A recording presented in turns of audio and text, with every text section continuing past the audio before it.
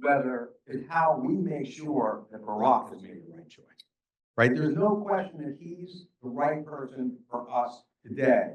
What we have to do after going through the stakeholder paradigm and all the other questions, the questions that came up this morning in this room about what can we do, here's how I would say it. We have to make sure that Barack Herman made a great choice for himself professionally, for his family, and for everything else that matters. Because we know he's right for us, we have to be right for him. And so we have a responsibility to do whatever we can, individually and as a board, to make sure that he's successful. Because that's the obligation we have to him, and we know he's going to give 110% in his leadership. Barack, welcome aboard, and thank you so much for doing it.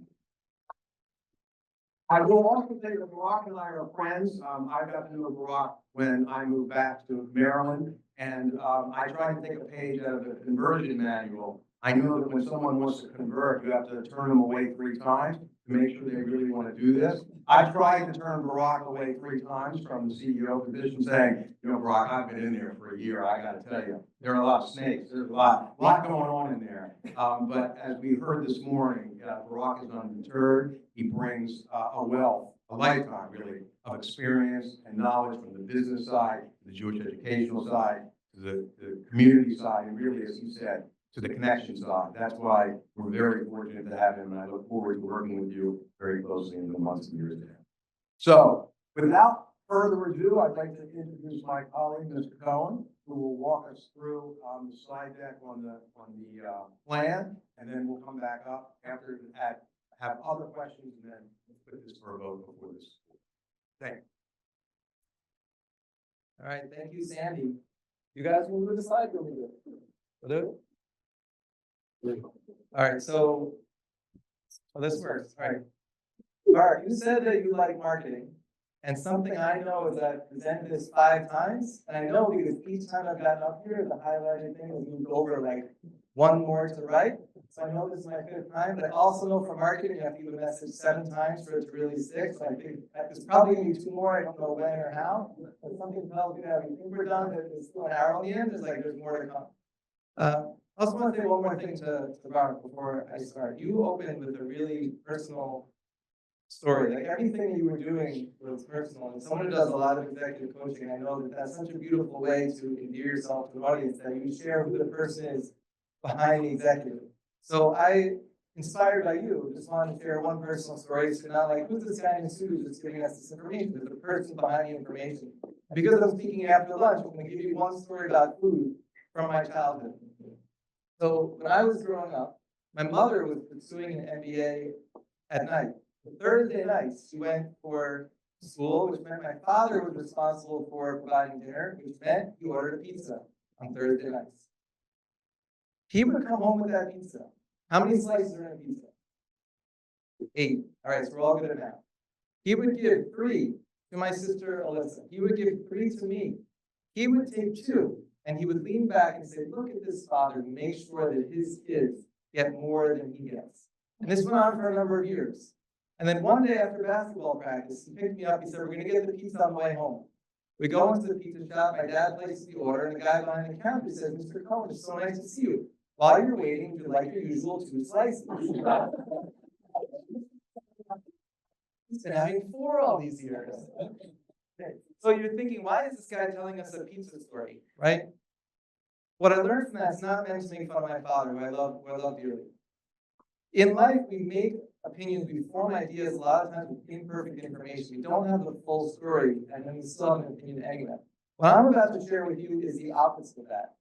This is an opinion formed by talking to literally hundreds of people. It is literally the opposite of the pizza story. Everyone in this room and countless others have weighed into what you're about to see. So I want you to understand that this thinking is not something that Brian Hayden and I went into a side room and just sketched it out in an hour. This is over a 1.5 year process that began with a cup of coffee in Jerusalem with Jerome, getting us all the way here today. And as Sandy said, with a couple of twists and turns along the way. All right, so let's get started.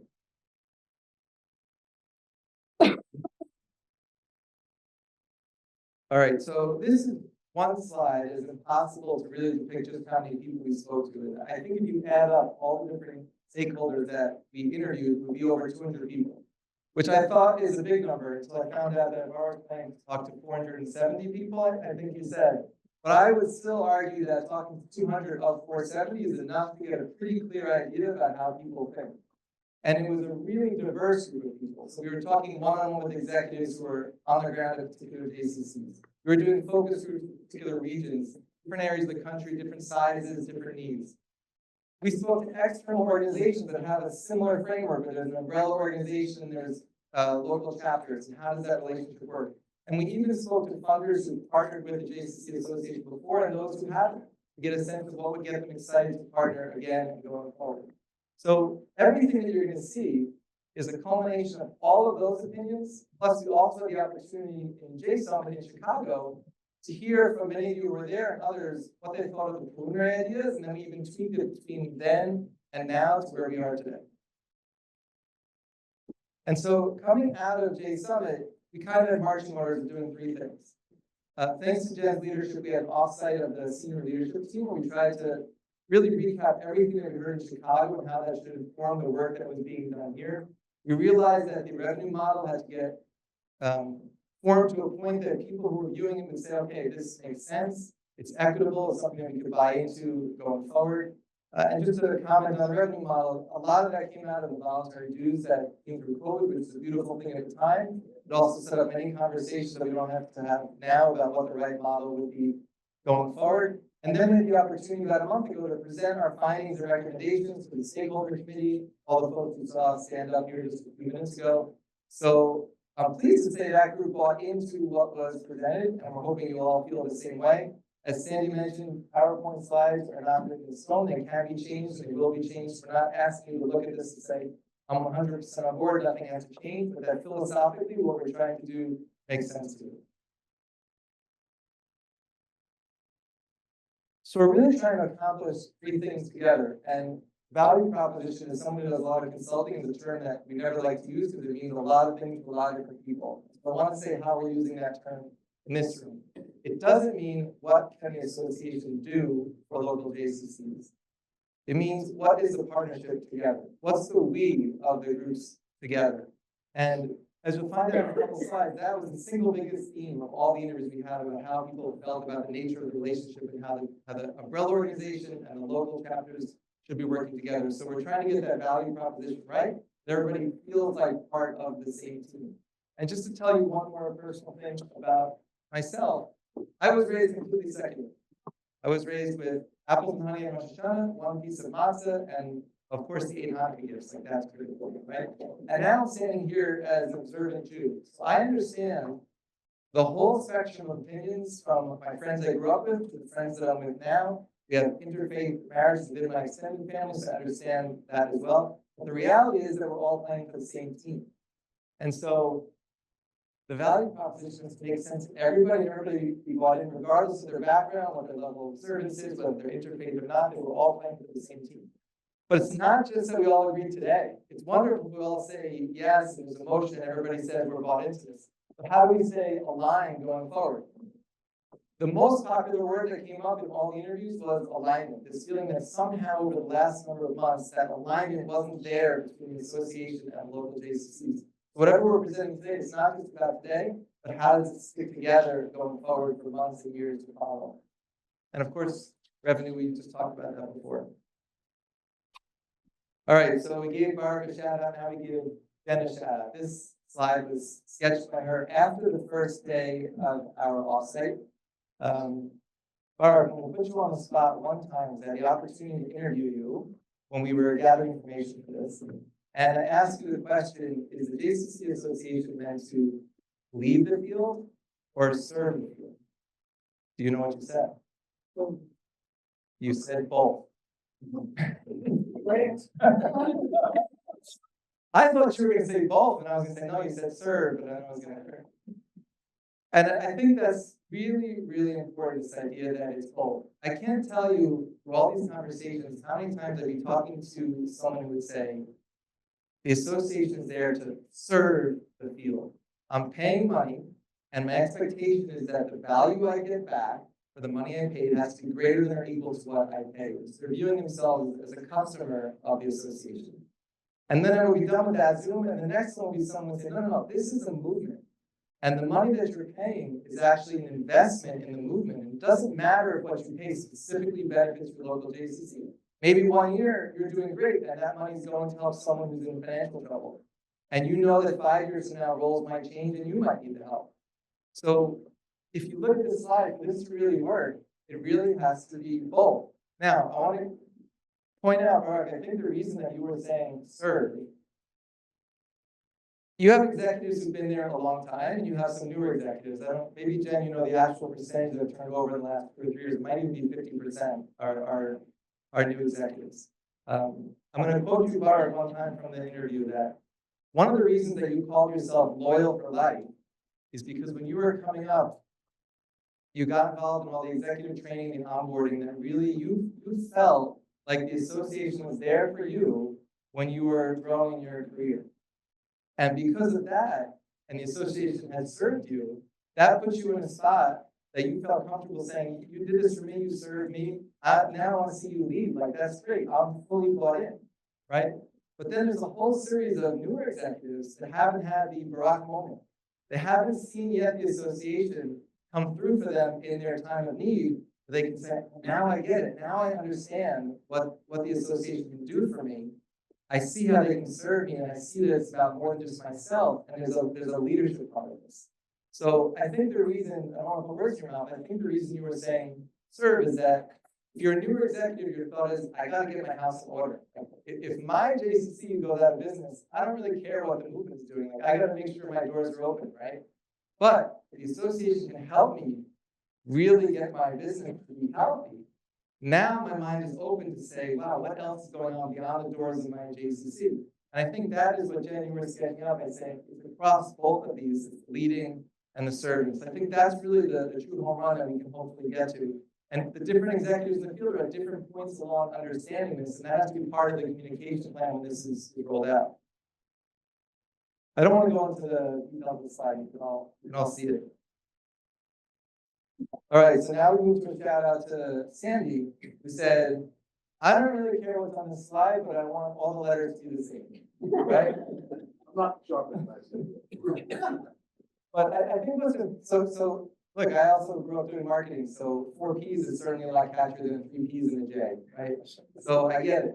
But these 4 areas became the buckets of everything you're going to see in the slides about what the recommendations are, where the association can be focused, is going to fall under these 4 anchor points. So again, I don't want to read the slide, but I want to highlight a couple of words. In the partnership area, it's about that connection.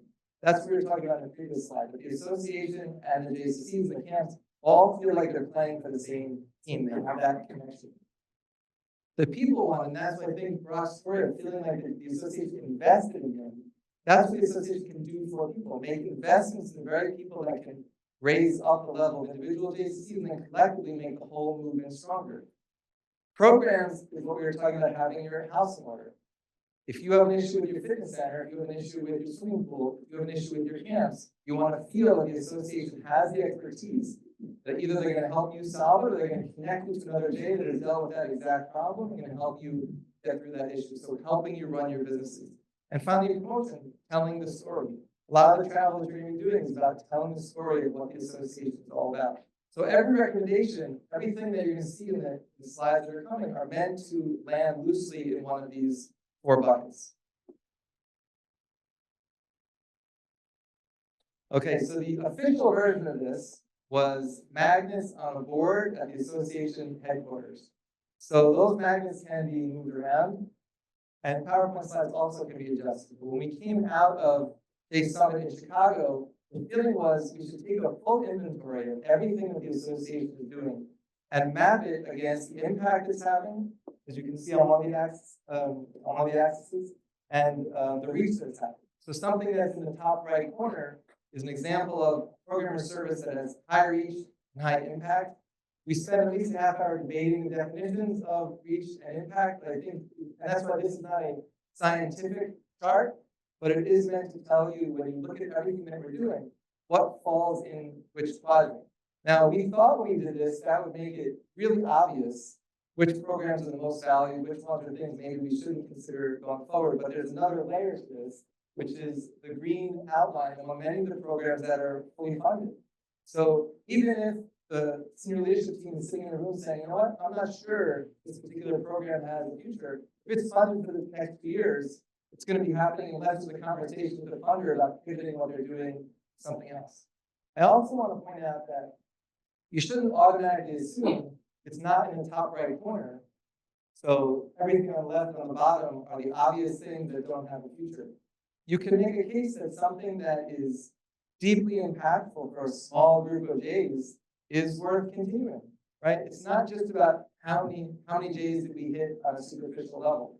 So I don't want you to just think, oh, let's just focus on the top right. I also believe over the next 6 months, particularly with the transition leadership, there'll be a fresh look at all these programs, there'll be more conversations. And I would imagine if I was presenting this again, you'll see that some of these slides have moved around. But this is a really helpful exercise for the senior leadership team to understand, how are we spending our time today? Where is our energy going? And they also realized that just getting rid of 1 or 2 programs didn't necessarily free up time because many of them are involved across multiple programs. So nothing is as simple as, oh, get rid of 3 programs and balance the budget and everyone just moves on to something else. It's not a simple exercise, but it was a really critical visual for us to understand the scope of what the association is doing and how they're spending their time. So I think in May I mentioned to you that I have a background from American Express. And so the phrase American Express is membership has its privileges. And I'm sure if I asked you to hold up your card, you'd see the rainbow of green, gold, platinum, black. And if you like those cards, great. If you don't, I'm sorry for the marketing programs that I put in place when I was working at American Express. But there are hints, I would say, of American Express in this philosophy of having a tiered model. Thank you for the cheers. So I'm not saying this is green, gold, platinum. It's not a direct mapping because American Express is a for-profit business. But the reason that when I was there, we used this phrase, membership has its privileges, is you can't get someone to move from one level to the next one by calling them and saying, hey, would you be willing to pay more to go up a level? They say, no, thank you, I'm perfectly happy where I am. The reason that people move up is because the value at the next level is something that they perceive that they don't want to miss out on. And they're willing to pay a little bit extra because the value that's at the next level is so exciting to them that they say, I don't want to miss out on that. That's the stuff that I really need.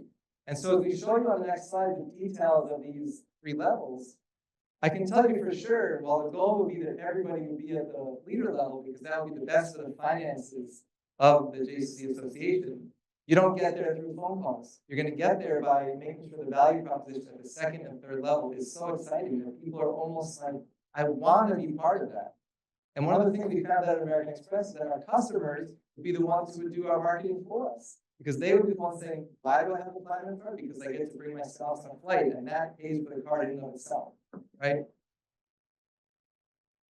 So let's go into the details. I would say this is the smallest font slide you will see today. So apologies if you can't read everything. But the idea is what you saw on the previous slide of 3 levels of affiliate, to plus, leader. Through each of those 3 levels, you're getting increasingly more value and more services. There was a lot of debate, as you'll see in the next slide, about should the first level be free, or do you need to, have something in the game to be part of it? You'll see that on the next slide. The main idea is that you would hope that people who are at the affiliate level, at least they're connected to the association, but they're looking at things that are offered in the 2nd or even better, the 3rd level, and they're thinking, wow, boy, would I like to get that, and therefore it's worth it to me to move up a level, and they're self-selecting a level. We also have many conversations about this would not be a daily thing. Like in American Express, you could have your platinum card and then cancel it, and you go down to the gold card because you want it, and you go back up. Like that's not going to work for the association either. So as we start figuring out who's opting into these different levels, part of the conversation will be what is the term of doing this, so there's predictability on both sides. I just want to point out the bottom 2 rows that I thought were like particularly exciting. One of the conversation points in interviews was, who do I call at the association when I have a particular problem? And I think there was a feeling that a number of years ago, like you knew who to call for what. And this could be pretty exciting if you get to that point, because they have this American Express also. When you go to the highest level, you get your own customer service representative. you don't call the 800 number, you call Josh every time, like he takes care of you. And so there will be something special about getting that level and feeling that like that personal connection to knowing who you reach out to for what at the association. So I think that a concierge feeling is kind of the vibe of what you can expect at the highest levels. But it's not a one-way street. So when I was talking about the value proposition and how there's something that the association is meant to be doing and something the field is meant to be doing, what you see on the left, on the top, is the expectation of the people buying into these levels of what we're looking for them to do at those levels so that they feel bought into what they're paying for. So you can see that list there, and you can also see what the financial commitments would be. When we get to questions, we don't need someone to say, well, you know, does it have to be that number? Like, I think the numbers are still being played around with and will change. This is meant to show you an illustration philosophically of what the three-tiered model could look like in terms of what people could be getting at each level and what the price points would be at those levels. I see people writing down. I'll just give you a second if you want to see the slide for another second.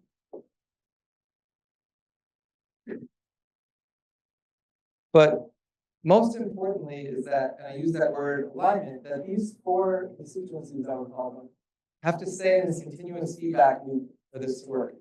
And the folks that are in this room today play like a really special role. I mentioned this in May because you're in the position of understanding the national perspective of the association. You're also in your local markets and understand what's going on the ground at your local JCC. So you're in the best possible position. If you ever think that that alignment is not where it should be, of raising that, either through executives at the association or our next board meeting saying, I have this feeling like we're not connecting like we used to. Because sometimes the folks that work just in the field or just at headquarters, they don't always get the cross-pollination of information. So I think that's really like an ask of everybody in this room that because you are going to see both conversations on a pretty consistent basis, play that critical role in this feedback loop. And if that's done, and I had the privilege of having conversations with the funders, I hope that they would be like coming back in waves to say, you see how in sync this whole organization is, and we're ready to partner again and take on big challenges together.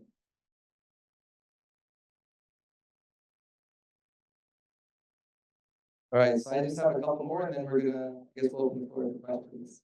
So the hope is from here, I guess, over the coming months, if you think about the cycle of when a lot of JCCs do their budgets, it's either, it could be on a July 1st cycle, it could be towards the end of the year, that this really has to get communicated and explained over the next few months, because that's the point when a lot of JCCs are starting to think about their budgets and what they would be paying in. So a lot of the time from now through the spring to summer is going to be about fine-tuning everything that we've seen, figuring out the exact policies, like how this should work among everybody, and then I can't emphasize enough the communication plan. Like if this comes out as the association is telling the JCC this is how it's going to be, then that I would say is like a recipe that it failed before it even starts, right? You want the JCCs to feel like they were part of this all along. There's no surprises in what they're seeing. They're actually like excited for the levels that they're opting into because they felt like they were brought along to this whole process. It wasn't done to them. It was all done together. The hope is by July 1st, we're good, right? Okay. Andy, I think you're back up now for official unofficial vote. Come on up, come on. First of all, let me thank you, Jeff, very, very much. Yes, some questions. I also want to thank Michael again for the triple duty, quadruple duties that he did throughout all this process.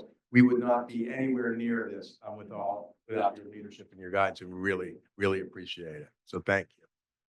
All right, questions? You don't have to seat, you don't have to stand. Sure. Then. We have one question from Zoom, from Sue Street. Okay. Okay. So sorry, first question, who will be the JCC Association staff person in charge of all the communication and digestion of information? Well, that's a question for Barack Herman.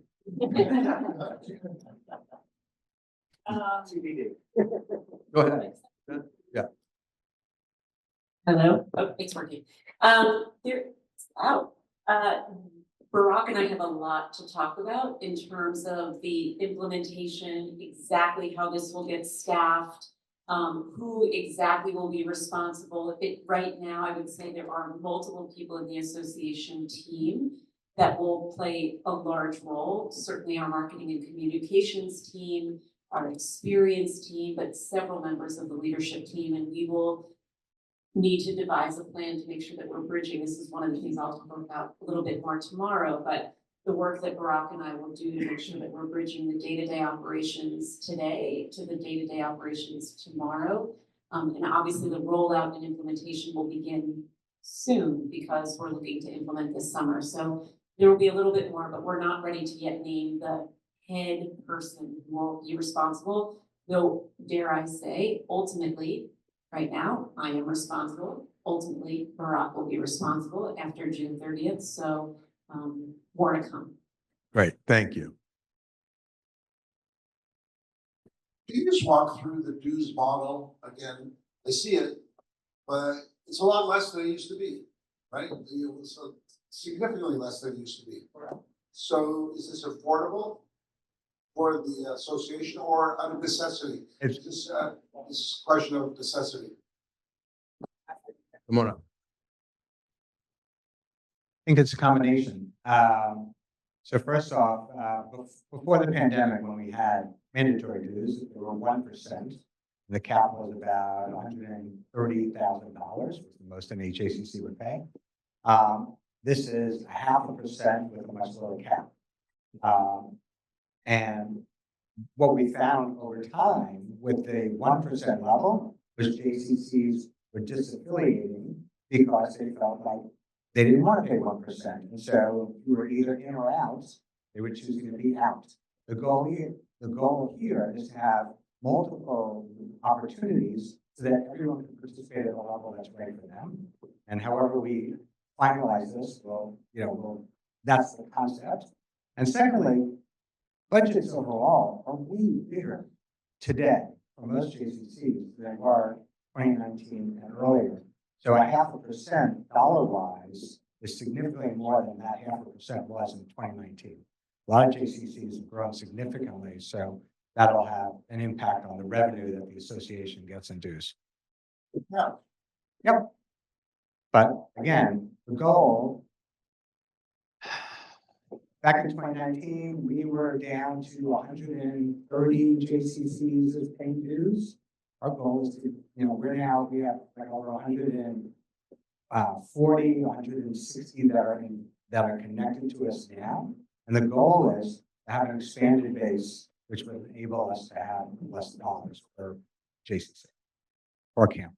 And it was a bit of a course issue because we also needed to figure out how we were going to balance the budget for next year. So there were some assumptions behind this on how many are going to be in each category and how much that we pay. And then that flows down into the budget that allows us to balance the budget for next year. Does that help, or do you still don't look satisfied? It's assumption of members of JCCs that are created. Do you know off the top of your head? You repeat the question. Yeah, the question was, I said there were assumptions for each category. What are the assumptions in each category that will yield us the dues that we need in order to balance the budget? I want to say it a little differently, and that is, before the pandemic, dues totaled $5.5 million. Today, dues total $3.5 million. We don't anticipate ever getting back to dues being $5.5 million. It was 40% of JCC Association revenues. It's not going to be 40% anymore. We're going to have to raise money to make the organization work. And we just felt, and the feedback that we heard was that we can't rely on 40% of our revenues coming from the field. So there are, we've modeled this in multiple ways. I think ultimately, when this is fully rolled out, we can end up between starting from $3.5 million to $4 or $4.5 million as JCCs buy into this. I don't think we're going to get much higher than that in the near term. So nice work on the model. I just have one comment. From a marketing perspective, the names of each category don't sound very exciting. If you use the word platinum, gold, whatever you want to use, American Express terms, I'm sure Joanne has 20 things you're thinking about, Joe, but it doesn't sound really great with partner plus partner and things like that. So if that can be adjusted, I would suggest that. Great, thank you. We'll take that under advisement for sure. First comment, I'd like to see under the maximum dues and asterisks, it says subject to inflation, CPI adjustment, or annual CPI adjustment. I don't want to put a flat sum out there that people will hang their hats on, saying, well, you said it was only going to be $80,000 a year and CPI is running 4 or 5% a year. So I'd like to see an inflation adjustment on the max. And secondly, how far along is this going to be before Big Bash sits in Baltimore and all the execs are there? And what are they going to hear about this? Well, to the first, I think we can certainly do that with regard to the CPI. Again, that it's a very good suggestion. We'll do it. Remember, what we were talking about is philosophical framework, but we can certainly add that and suggest that whatever we come up with is going to be, inflation adjusted as we move forward. In terms of what the plans are for presentation in Mifgosh, again, I'll have to turn that back to Jen and Barack.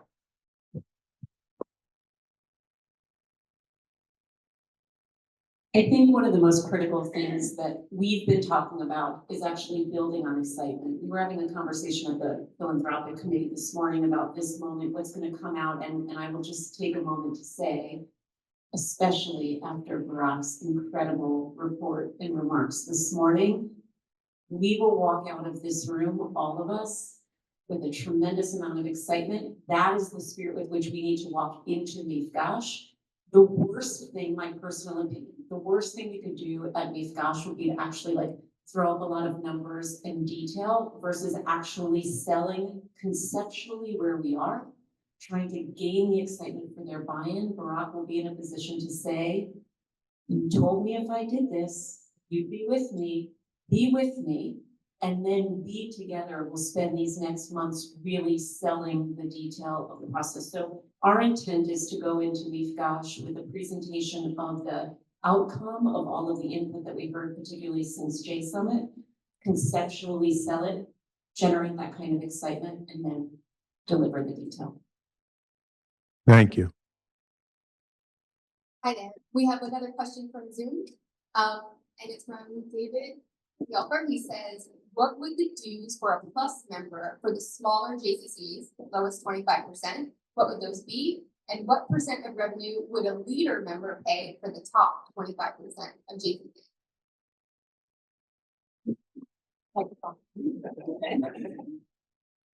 I think it would help to just keep in mind that this is conceptual. This would help to keep in mind that this is conceptual, right? It may not be exactly where we end up. We may end up with 2 tiers versus 3 tiers. We're working out all those details as we test this out with execs and others in the field. So I don't think trying to say this JCC is going to pay X dues versus that JCC is going to pay Y dues is going to sort of advance where we are right now. We will obviously have that before we roll it out. The idea here is this is on a percentage, and so when it's a percentage, a smaller JCC, you're going to pay less than a larger JCC. Also, to be clear, because I know we keep saying it's conceptual, and in the back of my head, I hear Barack's father saying, oh, it's conceptual, why are you even bringing it here? Like, what are you trying to do? And I think what we're trying to do and what we've done over the course of the past year is, again, talk about the nature of the relationship between the JCC Association of North America and the field. And what we've come away with is an understanding that there is no one size fits all, that that's not a good way to approach this. And how we're responding to that is to say, okay, let's try a tiered model. Let's try a model where, in trying to answer the question of what am I getting from the JCC Association of North America for my dues, a question that we like to avoid and we'd like to take off the table, but is nonetheless very realistic. We're saying, okay, here's what it is, and we're trying to put a framework in, as Jeff says, encourages JCCs all across, all 170, to aspire to be as involved at the highest level they possibly can. So again, as we work through this, there may be some changes. That's why we say it's philosophical. But the concept is that how do we demonstrate value for the amount being paid in a way that's not one size fits all, but allows the movement to grow. So, sorry, that was loud. First of all, Sandy, I want to thank you for getting us to the starting point. So I think that's where we are now.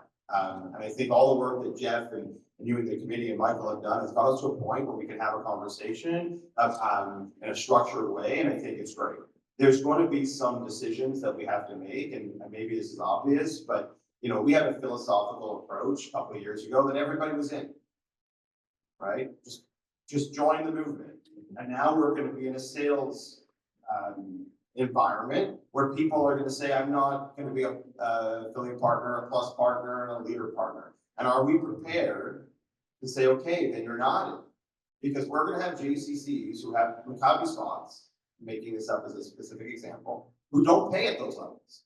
Are we prepared to say to them, you don't have Maccabi spots? Because as soon as we move outside of this paradigm to the point where someone gets something who's not in, we've undermined the entire process. So that's the difficult work, and I have full confidence that Barack will get us there, really, 100% confidence. But there's a moment in time right now where we have to get our sales hats on, and I'm happy to support it as an exec, and sure other people in the room are happy to support it.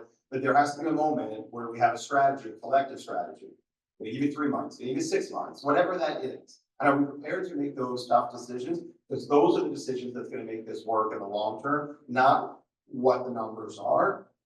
It's getting people to, you know, press their face up to the Macy's glass and want to buy what's in the store because they see something exciting. And Brock, I mean, I think what you said today nailed it. You're invested because you're a byproduct of it. And we have failed to get over the last decade or so enough people who feel invested because they're a byproduct of it. And I live in the same world that you do, that people, you know, take more ownership and think over things they help create. We'll create this over the next year. So the framework, I can buy into any framework you want to put there as a starting point. I just want to know if we're prepared to make the tough decisions that we're going to have to make over the next year, because that's what's going to compromise any of the work we're talking about. I take this one from home. Sandy, thanks for your kind words. You're welcome. I appreciate it. Absolutely. There has to be a coalition of the willing. Then we need to develop envy, and people are going to want back in. There'll be some JCCs, I have colleagues, who are going to be suspects, and hopefully others will jump in. And I've said this to you many times. I don't care what level. I just want people to think that they're in. They're part of a movement. Joanne, can you go up a slide for a second?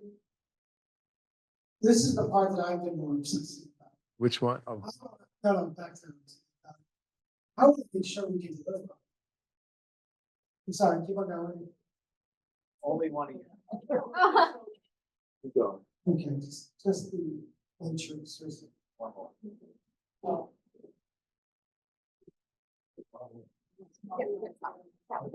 Which one? Keep on going.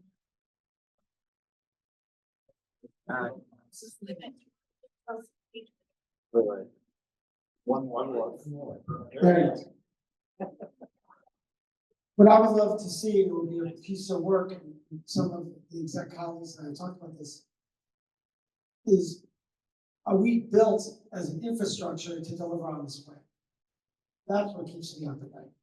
So when we say membership concierge, the people are already stretched. What does that even mean? And are, with all due respect, qualified to do that work?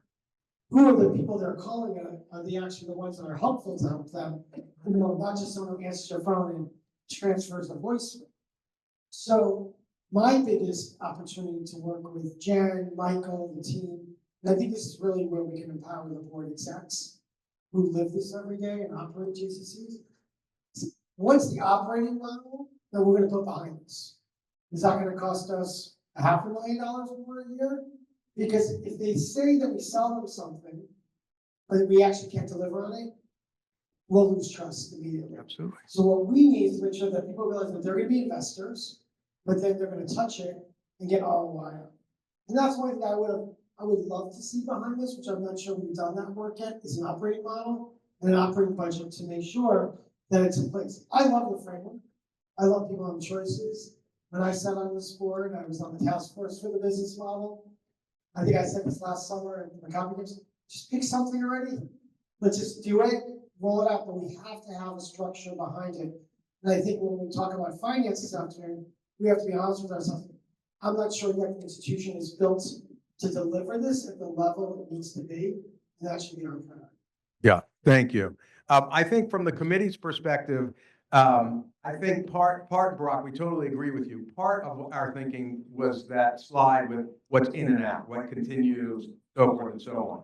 So while we don't have necessarily, we have a balanced budget moving forward. We don't have the operating chart that puts everything together. But we believe that if our assumptions are right, that we'll be able to do this because of the stop, start, continue piece. That's why it's in there. So we didn't just do this and leave it. What we wanted to do is try and present to this board a notion that, look, there are tough decisions that are going to have to be made, to Andrew's point, not just in terms of in and out, that kind of thing. There are going to have to be tough decisions made programmatically. There are going to be things that some people really like and really want that we may not be able to provide if we don't have the resources to provide it. We know that. That ultimately will come. One other complication, not to add, but one other complication is this will be rolled out. We can talk about it, but the actual decision from JCC, is correct me if I'm wrong, I'm the newcomer, of doing it on their fiscal years, it's not all at one point. So we're having to move forward, and the selling of this will take place over a period of time. That could be a benefit for us. It could be a detriment, but it could be a benefit for us. Because if we can front load the sales piece of this, if we can get enough excitement, again, I think Jen, you're absolutely right. I mean, gosh, it would have been what I would recommend. Generating the excitement, then slowly introducing what the thinking behind what we're trying to do, and then move through it. And if we can find enough people, early adopters of this, and we can share with the movement, we've got early adoption, then the sales. You know, I'm here talking marketing and sales with Waxy Maxy. So, you know, we have some expertise on our board and our board execs when doing this. So I'm very confident it will. Sandy, thank you for all of this. And I am fully in with the idea that this is conceptual plus, I thought. It's not just a vague idea. It's a vague idea we can move on. But I want to integrate it with what Barack said during his remarks earlier and his most recent answer. That is, we don't know if we were to start July, what the following July are going to be in and out of our resources to offer to the field. Barack wants to reinstate some things.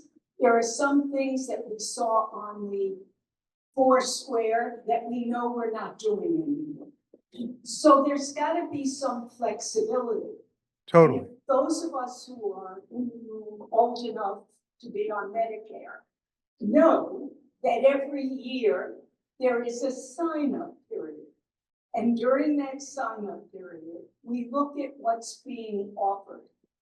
We need to work into the JCC Association model some way where we do a true assessment of programs and services that are being asked for and decide what's in and out, just the way American Express does. I know my platinum card today.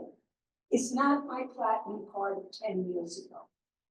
Doesn't mean I don't still have it.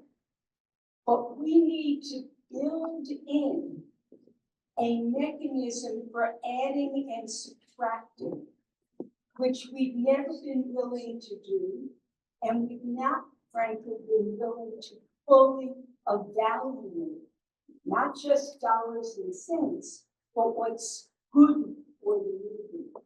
And there needs to be in this agreement some understanding that what you see now is not what you're going to see in a year. It could be better. Yeah, thank you. I think we all agree with you. There's no question We need to do that, build that part, into this plan of the evaluation and understand. And I think really echoing what Barack said this morning, the critical part of that process will be engaging the field in that conversation. Right, that's something we definitely haven't done very well. We have to engage the field in the conversation about what programming we're doing, what matters, what makes the biggest difference, how is it effective, all that kind of thing. Making that decision out of an office in New York and then telling the field is not a very effective way to do that. And I think for lots of reasons, with COVID and everything else, that's the kind of relationship we've had. And I'm not being critical, I'm just saying that's the reality. I think as we move forward under Barack's leadership, I think we will have that engagement with the field, and those conversations will be easier. Some will be better, some will be, but we'll all understand why we're doing what we're doing. I think another word I think Barack used, if he didn't, I know he means it, is I think there needs a lot more transparency in the decisions that are made at the JCC Association of North America. I think most people don't know, may not even know who we are, don't know what we do, and certainly don't know how decisions are made. And I think Barack is a great person to lead us in that, to make this a more transparent operation, and that'll build really, really good relations with the field. Yes, sir. Can you talk about the rollout this year, in the contract? I presume that we're gonna, give a number to a center and say, here's what your number will be. If you agree to sign on, but the decision to sign on the bottom line is the centers, not our saying, you know, here it is, take it or leave it. And then can we mobilize each of us on the board in the sales effort? Could you talk a little bit about how we can help in our local centers and beyond? Yeah, maybe Jen, you want to take that, because that really is your purview. There's no question we can all be helpful. I think, even Don, I think what Barack mentioned earlier is that to translate the excitement from what we have, the enthusiasm for what we have, the changes we've been making and what we're looking for moving forward, and really expressing to those with whom we're connected in our local communities, our excitement about the direction in which the JCC Association of North America is going. I think that would be a really key part.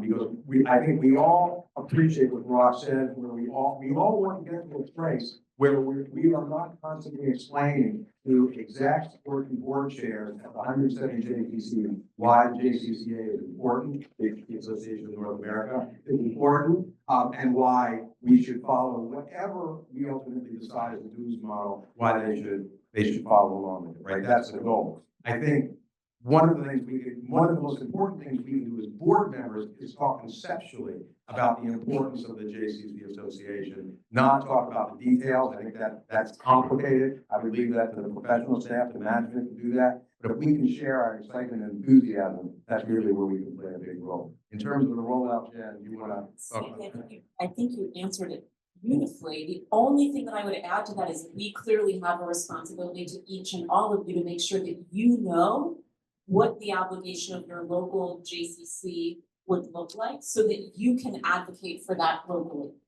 That's the role that we would certainly ask of board members, particularly those of you that still serve on the local board. But even if you don't, and you're in relationship with those that are in influential positions to make a decision in or out, I think again, echoing that excitement that Barack talked about, Sandy's talking about right now, that will be key.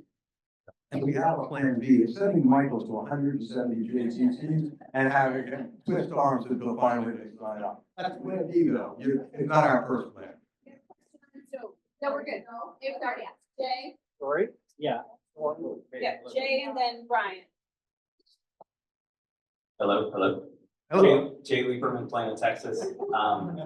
Eating into my own time for the next presentation. But I know.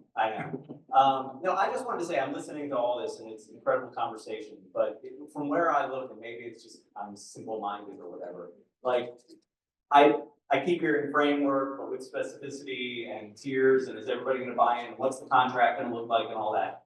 To me, you've spent the last year and a half coming up with, like you said, the partnership, what it will be with the field, and putting together some framework of what the dues will be. In the near term, to me, the success of this is going to be providing structure to the way we financially engage with field, because for many years now, for good reasons at the beginning and maybe not as good reasons more recently, it's the lack of structure, the flexibility, and the perceived unfairness of things.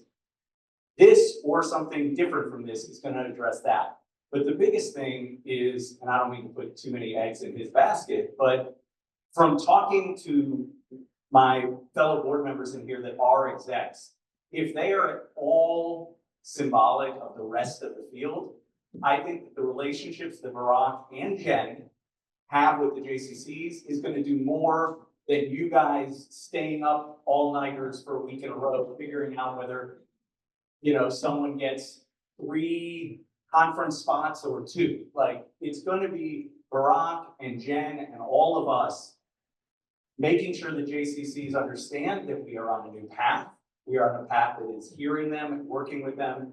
And financially, I just think, and again, I'm not usually the optimist, and maybe something was in my drink last night, but I just think we can pontificate on this forever. But I think hearing Barack this morning, knowing the work Jen's done over the last year, to me, providing the field structure and a financial relationship that is consistent is going to be well received. And maybe I'm just. No. Thank you for that. I think I would actually take the word financial even out of what you just said. It's all about the relationship. One of the reasons this process has taken so long is because we learned very, very early on. There were some of us who thought the purpose of this committee was to come up with a new dues structure. We learned very quickly, well, first Jerome said that wasn't what it was, but nobody sort of believed it. Then we learned early on, for a different reason, that this was not really about dues. This was really about relationship. And that we fundamentally understood that if we can't fix the relationship, it doesn't matter what we put up there. If we can fix the relationship, in many respects, it's the same answer. It doesn't really matter what we put up there. Because if the relationship is solid, and there's trust, and there's engagement, and there's honesty, then when we come up with any sort of reasonable expectation, the field will buy in. If we don't have the relationship with them, we could put up the fairest kind of thing you want, the field won't buy it. It's all relationship driven, and we understand that. So we spent most of our time working through what is, how can we, through our committee, help promote constantly this conversation about it being a relationship. And we actually spent the least amount of our tenure on trying to find a particular framework. We're very pleased with the one we came up. We think it's fair. We think it works, but we have no doubt that there'll need to be adjustments as we go through. Sandy, I want to echo what you said, and I'm going to say something that might be a little bit uprooting. I believe it's all about the relationship, exactly as you said. I believe we hired the single best relationship talent that we possibly could have. I think there's extraordinarily good work that went in here. It was done and started when Jerome was CEO. It was also pushed because we have budget issues that needed some resolution so we could plug in a budget. But I imagine our great new CEO going out to CEOs in the field as 95% of what is going to get us there. And to formalize a dues model and say we're going to roll it out and not give him a full opportunity to put his arms around it, to clad it with more things than just this one piece, because you've heard me say many times that I think there's a governance partnership to this dues model that is going to be essential to the ultimate rollout. I think this issue has become, by nobody's fault, unripe for prosecution. But I think this organization can endorse the great work as a starting point for our new salesperson CEO to clad this in a way that allows him to go to the field and say, short term, stick with me. We are going to build a value proposition, a dues model, governance changes, and a whole new way of addressing the gap that has existed between the field in the association in a way that you're gonna be proud of. You need to trust me to get you there. We've done tremendous work at board level to develop a program that is going to work, but I've gotta make it mine. I've gotta make this work, and I have got to do the rest of the work, of which this is only a piece. So my personal feeling is that we should endorse the work of the committee as incredibly important work that will serve the field, but not insist while Barack is just starting out to tell him how to sell this. So, let's go that's the other side, right? We here. So, I don't think that's uprooting at all. I happen to agree with you 1,000%, with maybe shading the edges a little bit, meaning the following. One of the things we've learned along this way is that part of the challenge we face in the field is that the board or JCC, Association of North America, sort of says things and then doesn't follow through. So I don't think what we want to do is send a message that we spent a year and a half, the board spent a year and a half working on something, and now we're just going to put it aside, we have a new CEO. I think my fear is that that will just play into the past. So, but I also fully agree with you that the vote that we're having today is about the recommendations that for management to take out, to work on. I don't think it's within, and I've said this to the committee, and I've said this to Jerome, I don't think the creation of the dues model is a board responsibility. The creation of the dues model is management responsibility. The role of the board is to look at the dues model and say, okay, ask the tough questions and make sure that the dues model that we adopt, that the board, which puts its imprimatur for, will raise the money necessary to run the operations of the organization. It's not for a board to decide here's this. But our committee was asked to come up with a framework, as you said, during a different time. And so we took our charge seriously. We do think, and I think I speak for the committee here, that we do think that a tier model makes a lot of sense, given what we learned from 200 people over the past year and a half. If it turns out that when Barack comes in, that his conversations with the field suggest something else, then I'll be the first person to say, don't worry about what we talked about and what we said. But I do think it will be helpful. Now, this is my speaking. I do think it will be helpful for Barack to be able to say we have a framework that we've talked about, that the board's talked about, and that we think will create the kind of environment that will create the engagement, the relationship, the transparency. And for the next year, how Barack and Jen end that sentence will be up to Jen and Barack. For the next year. Now, one person might say, for the next year, please give me the dues you gave me last year. I don't think that's going to work because I don't think we get to a balanced budget that way. But the way, if I was sitting in the shoes, I might say, look, I don't know if this is absolutely the right thing or not, but I know we worked on this in conjunction with the budget. And if you go with me now, this time, that will give us the time to really look at this. That's how I would do it, but that's a decision that Jen and Barack will have to make how they roll it out. But I totally agree with you that situation has changed, but this is meant to be this group of the committee's best idea of how the management may want to move forward. We have two final questions, Zan and Mark. You want to say something? Thank you very much for the presentation. I do appreciate it. I understand the tiered partnership model, and and the thing that's troubling to me or giving me difficulty is that we keep talking about it's conceptual while at the same time we're messaging, but we need the money. And I think the problem is that either it's conceptual or it's something that is going to be that is reality. I don't think it can be both.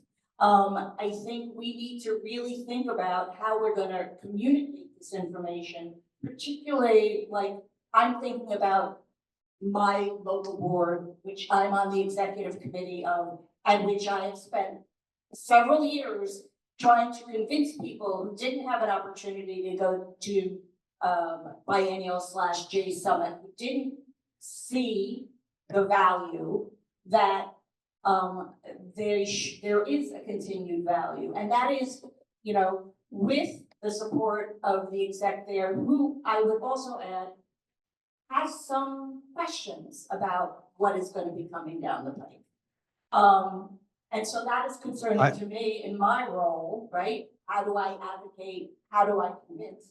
But also, I'm thinking about if you have a July 1 rollout, our board starts building its budget in March. And so there's not a lot of time between January 13th and March to do this convincing, do this, you know, understanding of what the concept, so that they'll go along with what the reality might look like, at least in the short term, right, or in the near term. Yeah, thank you very much. I want to try and focus on the motion and then come back, because if you look at the motion, at least the way I read the motion, first of all, it's not mandating anything, right? This motion doesn't mandate anything. What we're saying, this board is saying to management, we authorize you to work with the field to implement. Now, if you want to take out phased peer partnership, take it out. I don't think anybody's going to complain. Take it out, because what we're saying to management is we think that a tiered approach, this is what our committee is saying, we think a tiered approach may be the best way to go. But what we're not sure, we think. But what we do know is if you don't fix the relationship, it doesn't matter what you do. Okay, so we're not telling management what to do. What we're saying is we spent 1.5 years talking to people all across the country, all different aspects of stakeholders. And what we come back to you with is if we don't fix the relationship, nothing matters. If we can fix the relationship, one of the ways we think we may be able to answer the question, what am I getting for my dues, at least in the short term, is by creating a tiered approach so that you answer that question to each JCC, wherever that JCC is. That is to say, if they're in one particular place, we have a tier for them. If they're in another place, we have a tier for them. What we want to do is authorize management not to have one uniform, take all, one or take all kind of thing. We want to say, look, we understand that there needs to be flexibility. The reality is that there's been flexibility for the last God knows how many years, right? There are individual negotiations. I don't know this for a fact, but that's what I'm guessing. Individual negotiations with JCCs have been going on for 10 years, 20 years. Even though we have a dues model, we have a conversation. So what we're saying is, rather than maybe negotiate on a case-by-case basis with every JCC around the country, let's come up with a framework that gives you a little more structure, so you can talk about it. Let's give them a fact that the board has endorsed this concept. Not that the board is mandating it, but our board has endorsed this concept. And then again, I'm a big believer in the separation between management and board. Let management have the authority and have the opportunity to do their job, and we will support them in everything else we do. So I don't really think we're saying anything different, because in March, we're going to have one story. In September, we're going to have another story, right? So what we tell the people in January and February is they're at the very beginning of this conversation. Those that we get in September and October are closer, to the end. My hope is that we have a lot of early adopters, and by the time you have a conversation with somebody in September and October, we already have a ton of people on board. The ball is rolling. It's very exciting, and we've got it. What we know we have to do, the one part where this really matters is the assumptions that we have made in terms of what JCCs are going to be willing to pay for 2005. And with those assumptions of what they're willing to do, under this system, we will have the resources we need to pay to balance the budget for 2025. That's all this does in terms of time, right? And that will give Jen and Barack the opportunity to work through 2025 in order to find whatever the best system is. If it's tiered, great. If it's not tiered, great. Whatever it is, improve the relationship, and let's figure out the best way to go. Because I think I'm hoping to echo you. I was very positive before. I'm going to try to stay positive. Okay, it's not easy for me sometimes. But I think the framework is started to be there. But I'd be very careful that the 2 pages that talk about participation in services and the different tiers gets out there, because that will kill this. Because it isn't a framework, because it is about the relationship, and it is about, hey, invest in the JCC movement for the next year, while we then can come back with more solid. You all have to put in something to be a part of it. And there's probably 2 options. You either put in X% of your revenues or a minimum dollar. But I really think if we got that, don't let this get out, because if I saw this, I'd be looking, I'm looking at what am I getting? And that's not the conversation we want to have. So, so thank you, and I hope we can get you back to Positive City. I want to be clear. I don't think I'm articulating clearly enough. This is a management decision. Jen and Barack can go to Baltimore in 2 weeks, and they can talk about the upcoming Super Bowl they want. Whatever they need to do in order to start, 1, building the relationship, and number 2, figuring out what's the best way to have what is the best dues structure for the organization. What you have before you today and the motion you have before you today is simply an authorization for them in order that they have the ability, if they wish, to move forward with a phased tier program. If they don't want to move forward with a phased tier program, that's the board is not telling them what the dues structure needs to be. That is a management decision. We're making a recommendation, and I think if we look up there, if we have it, maybe we change the word to authorize, recommend. However we want to change this motion that makes everybody in this room comfortable, from Jen and Barack to every board exec to every member of this board. We're not here to dictate. Our committee is not trying to dictate the way in which the dues model must be in 2025 or at any point. We're merely saying to you, reporting out to you at the end of our process. Number 1, relationship is most important. Number 2, we believe that a tiered structure that responds to the question of what am I getting from my dues, that is not only marked. Now, here you and I do have a little disagreement. It is not only invest in the movement and we'll prove it to you. It's trying to give a better answer to that, which is this is what you can get for your money in 2025, or this is what we're thinking. That will be the beginning of the conversation, my hope is. I think we all hope that, not the end of the conversation with the JCCs, and our incredible management team will figure out where to take it from there. And then based on those conversations, they will come back to us as a board, and say, this is what we think, the way we want to handle our dues moving forward. Is that? They left the mic on the table, so I'm just gonna use it for a second. Just something I like better than talking about JCCA dues. I think there's violent agreement in the room on what you just said. If I can make one recommendation, because Brock said something earlier that resonated with me, which is let us be known for what we do, not just what we say we do. And I have full confidence that if we give the management the responsibility to make this happen and get done, I would just like to see, after with the field to implement a phased tier partnership or framework, some kind of timeline. And we just say, hey, we're gonna implement it by July 1st or something to that effect. If they take January 1st, I don't even care. At least it gives him the ammunition and Jen the ammunition to go in and tell people that we are gonna get this done, and we're gonna get this done by this timeline. Because I'm worried that we've been talking about this for so long that we can negotiate ourselves into modifying this any way we want. And what I'm hearing from you is our work is done. We're giving the platform now to the professionals to make it happen. And all the comments you're hearing in the room, talk to the professionals and work with them to make it make sense.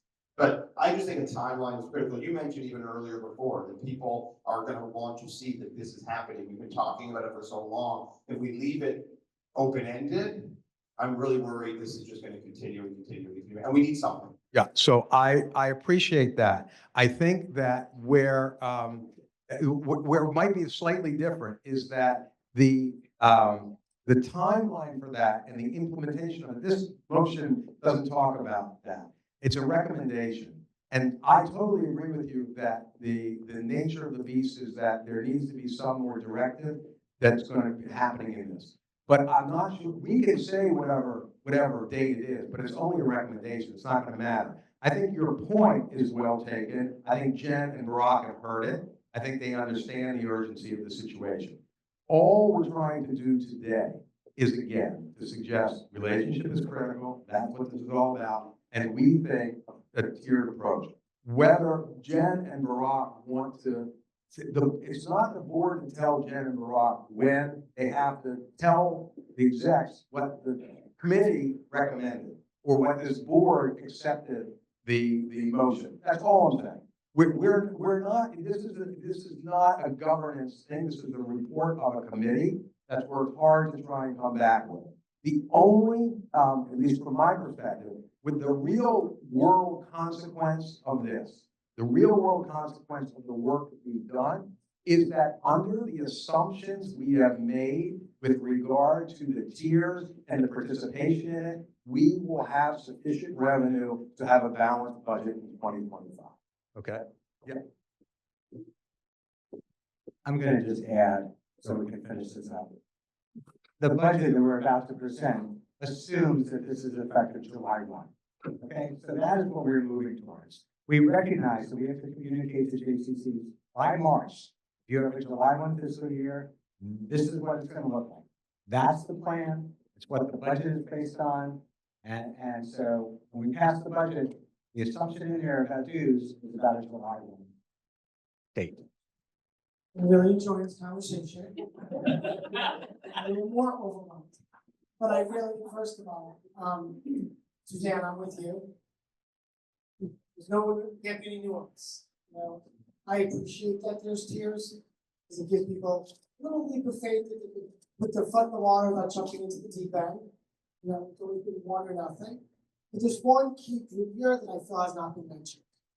We keep on talking about the execs of the fields. I love my colleagues. Some of them have wrestled with this relationship on a personal level. Some of them I feel have then sometimes kept their dues hijacked. Okay? There's been one key group that we have not talked about in this whole conversation is the chairs of the board. That they understand they're invested in something. If we all believe collectively, like I tried to say earlier, that there's a moment in Jewish time, the world's on fire, Jews are being attacked, and we need to have a movement, and we need investors. For those of us that, when there's a leak in the pool, and it's not in the budget, one of my team comes up to me and says, I need $35,000. It's amazing how fast I can find that money. When the HVAC unit goes down for $400,000 on the budget, the building's not open, and it's amazing how the team can come up with options to put a crane and drop a unit, right? I'm not mitigating for my colleagues that this isn't money. It's not massive money, especially at the entry level. That's what I love, because it's like low-hanging fruit a little bit, like trust us. But I want to go back to what I want to reiterate.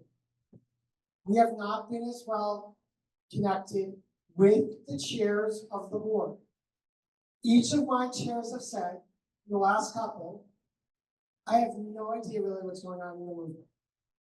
One of my people in my delegation said, I had no idea about the JWB. Oh my God, I had no idea that our Jews, my grandfather served, my brother served, like we're helping Jews. Like I had no idea.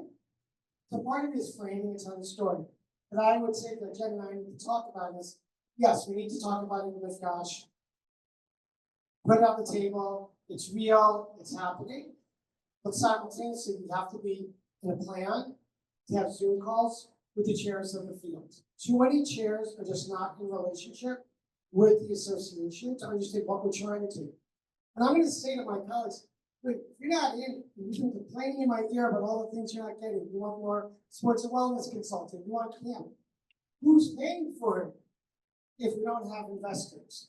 So I just wanted to say that I don't want us to forget about the importance of the chair of the board saying, I want this in our budget, not an executive who might be upset because I didn't get the Cardin delegation size that he wanted this. So I think it has to be a multi-pronged approach. And let's not forget, over the last 3-4 years, execs have been coming and going, the board stays. So we have to talk to the chairs just as much as we need to talk to my colleagues. So thanks for. Thank you. Thank you very much. I appreciate it. Thank you a lot. So I think with, we want to move this forward. I think with a few changes in the motion, my hope is that we can call for a vote and bring at least this phase down. I think one of the things, you had some recommendations. I don't want to spend a lot of time on it, but if anybody who has some language, we can talk about the board of directors, maybe somebody's writing this down, the board of directors accepts the report and recommendation, the KDP recommendation of the Stakeholder Advisory Committee, and authorizes management to work with the field to explore a new partnership framework. Now, we can put in phase here if we want, or we can just take it out. If that's problematic. A new partnership framework and develop recommendations for the governance role of the board executives. Now, if somebody has a suggestion that Andrew was pointing out at the time, in a way that works, we're open to a friendly amendment in that regard as well. And we can even put in, Andrew, if we want, we can even put in with an understanding, something we can play with the language, with an understanding that this work begin immediately. It only matters to me if it helps the management team build trust with the field. Say we just approved a motion to do this, by this, the only way it matters to me is if it helps them build trust. If it doesn't, then, let's matter to others, it doesn't matter. But that's the word timely. It suggests that this is ongoing forever. Okay. What about through the budget year? During this budget? What's that, during this During budget the year? budget year, the 2025 budget year. If the budget is predicated on a new model and specifically linking it with the. Okay. I think it's important to have the word implement. I like to implement there and you didn't say implement on that. Okay. We don't need to discuss it. Okay, so we're going with the board of directors accepts the report and recommendations of the Stakeholder Advisory Committee. So far, we're good, right? Okay, of the Stakeholder Advisory Committee and authorizes management to work with the field. How about to explore and implement? Okay. No, to implement. Okay, to implement a new partnership framework and to develop recommendations for governance role of board executives by July 1, 2025. That would work. Okay. Motion, yeah, motion. Second. Harry, we'll have you second. Susan, we'll have you second. Something in your first renewed board. Okay. All in favor, say aye. Aye. All opposed? The ayes are over the nose, as they say. The motion passes. Anything from the Zoom vote? They all vote yes. Thank you very much for sticking with us. And thank you all very, very much. And again, a huge appreciation to Jen and to Michael and to the entire committee for this process. Thank you very much for the opportunity. Thank you, sir. All right. Thank you, Sandy. Thank you, everybody.